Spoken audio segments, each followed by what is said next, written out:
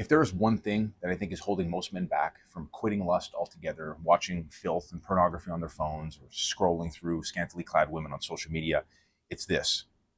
And I don't want to come across as sounding like I'm not empathetic or sympathetic to the struggle, because I certainly am. Because if you don't know anything about me, uh, my late teens and 20s was rife with sexual sin, and I was well within the demonic clutches of a lust addiction as well.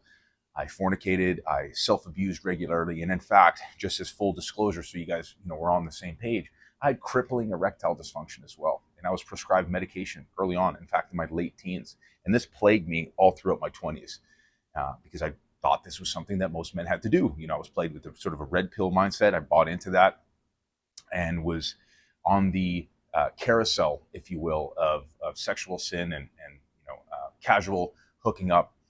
So I'm no stranger to this. And even well into my late 20s when I got married, of course, I was never unfaithful to my wife. And still, I'm not unfaithful to my wife. But there was still, early on, some viewing of pornography, lots of self-abuse, and lack of control of my eyes. So I sympathize with the struggle because I was in the struggle for a long time. And so the one thing that I struggle with, that I think many guys struggle with, is not necessarily not having the tools at our disposal to do these things.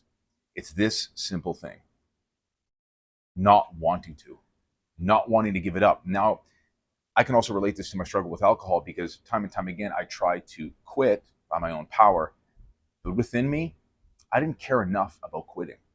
I didn't want it enough. I wasn't ready to make the decision.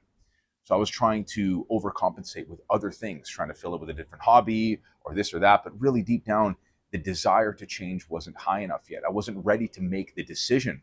So if this is something that you want to quit for good, you've got to be ready to give it up for good. You have to develop a sort of holy indifference to ever watching this stuff ever again, which is ultimately the goal. The saint level goal is having a complete holy indifference to, sexual desire, and especially with regards to watching filth on your phone, which I think is a very low level of chastity in the modern world for the modern man. But if you're not ready to make the decision and the commitment, no amount of downloading the Covenant Eyes app or accountability groups or working out or prayer is really going to help, because you yourself are getting in your own way. If you're not ready to make the decision, don't even try. Well, I shouldn't say don't even try. You should definitely try, but get yourself to a point of sort of spiritual sensitivity that I think only comes with praying the rosary daily, going to confession regularly, fasting regularly. And through those things, in my own experience, I've developed a kind of spiritual sensitivity and a higher conviction toward my own sin. Now, I'm going to go over some steps that I went over during my conversation with Matt Fradd on the Pints with Aquinas podcast back in September on an effective strategy, some tools that'll help you conquer porn and lust for good.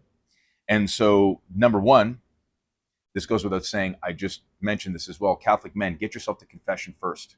That if you're not in a state of grace, none of this stuff is meritorious anyways, so beyond the natural. And we're not trying to do just something within the natural. We're trying to cling to those supernatural graces and virtues as well. So get yourself to confession, get yourself into a state of grace. And of course, I say this not as somebody that's a spiritual director, just as somebody that has had experience with this stuff firsthand. And these strategies have been very effective for the clients or the men that I work with in my coaching program. So obviously, get yourself to confession. Many exorcists have said that confession is worth 100 exorcism or 1,000 exorcisms. So that's important. Getting God's good graces first. Frequenting of Holy Communion, of course, but putting that very, very important stuff aside for a second, let's get into some other practical steps.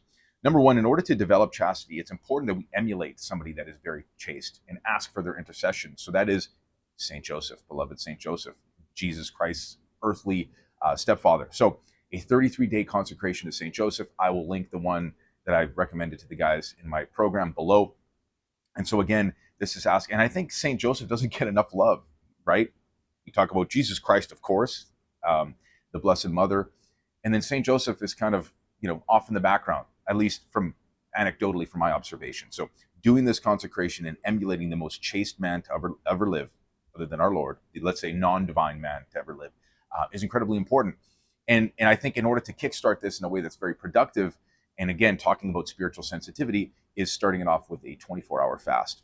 I would highly recommend just drinking water or black coffee because again, through fasting on a semi-regular basis as penance, and then not thinking about what I'm going to do to break that fast, because again, you get nothing of any sort of merit if you're focused on what you're going to do after you break that fast, is really just focus on devoting your time to prayer and starting this consecration on the right note. So that's what I would recommend.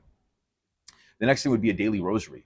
For me, this was instrumental in me quitting any kind of lust, of course, especially lust of the eyes, because I had conquered self-abuse and pornography for some time, but it was my eyes that were dragging me to hell up until, I really kind of reverted to the Catholic faith. Not to say that there's no struggle, but I'm almost to the point where I just have zero desire to even look. One cannot regularly go to confession and pray the rosary on a daily basis and continue to sin. This is an absolute truth. I think it's one of the 15 promises of the rosary as well. You can look that up for yourself and confirm that, but I do believe that is the case. And I would recommend doing this somewhere outside if you can, in nature, unplugging completely, no Bluetooth headphones, no phone on you, just going outside and praying the rosary every day. And really with the intention of asking for the graces to overcome this thing that you're afflicted by, this lust. Again, the rosary is incredibly important in this way, and it needs to be a tool in our arsenal for all of us, no matter what sin we're dealing with, even if we're not in regular habitual mortal sin. This is very important. The next thing would be to find structure on the weekends. Guys, idle hands at the devil's playground. Oftentimes it's being out of boredom or having no structure or routine over the weekends. This is where I think exercise and getting outside, hanging out with friends or family, doing something and enveloping yourself into a hobby is going to be instrumental, because a lot of times when you're there and you're alone and let's say you're hungry or you're tired, your brain's going to play tricks on you, and the demonic knows exactly how to exploit those times where you're a little bit more vulnerable spiritually. And that's where men often fall. So really think about when you fall and relapse the most, and then creating some structure around that as well. So of course, this goes without saying that, accountability and brotherhood and community is incredibly important. It doesn't have to be my Catholic Masculinity Project, of course. I'm not going to be shilling that, but finding some kind of a community, ideally in person, where there's a group of men that you can hold yourself accountable to. You can do, there's obviously much of this is online as well, but finding some community so you're not doing this on your own, because, we're not meant to be islands unto ourselves. We're meant to have a community of men that help us stay accountable. And especially if you guys are struggling with the same thing, it can be very, very productive. So find yourself some accountability. And of course, as a guy that's lifted weights for, close to 15 years now, I highly recommend taking that energy and putting it into something productive, like lifting weights and building this physical fortitude that I think translates to spiritual fortitude if it's well ordered. So starting some kind of a lifting routine is going to be incredibly important as well. It occupies your time, and I think it really helps restrain and subdue your appetites, especially something in your lower faculties like lust and wanting to self-abuse and watch pornography. And I think an underrated aspect of battling this aspect of our concupiscible appetites, this lust, is our diet. A lot of times when you ask men who are addicted to pornography or self-abuse, they typically eat like garbage. And so there's something called FPRH, so the food palatability reward hypothesis. So that basically what that means is that the more hyperpalatable but low nutrient dense food, so junk food, sweet stuff like that, the more that you crave, not because you're actually hungry, because it creates this dopaminergic cycle in the brain. So your body is naturally looking for dopamine in the form of this type of food, which is disordered, right? And so in doing that, naturally, your body's going to seek cheap and easy dopamine from other places as well. So if you're already within the clutches of a pornography addiction, this will only inflame that. So a really underrated aspect of battling pornography is getting your diet in order, eating regular doses of protein, eating single ingredient, nutrient dense foods, fiber dense foods, steak, extra lean ground beef, chicken breast, turkey. You guys probably already know what healthy food is. Potatoes, sweet potatoes, rice, more fruits and vegetables at regular intervals. So getting at least 3 meals in throughout the day with a snack or two, but keeping a priority on protein and nutrient density, for example, is going to help sort of level your blood sugar, control your satiety. And when you're eating foods that are somewhat boring, they can still be good, but they're somewhat boring, you tend to not to crave more. So when I eat my food, generally 99% of the time, I finish and I'm like, yeah, I could eat more, but this is not like insanely like blow my palate off, off my face type of deliciousness. So I don't really want to have more. I'm satiated. I'm okay. And I found even when doing this shift, because I used to be over 300 pounds and watching pornography heavily and super addicted to it, this was crucial in me quitting, because all of a sudden the dopamine in my brain, I wasn't seeking this delicious food all the time, and as a result, I didn't have this false appetite, right? I wasn't hungry all the time because I was eating nutrient dense foods they weren't hyper palatable, they were just palatable enough, and they kept me satiated. So my body was in a good place. I was feeding it what it needed, and as a result, and I think it's the same thing with pornography, is it creates a false libido. The more you watch it, the more your body craves it, and you think that you have a high sex drive.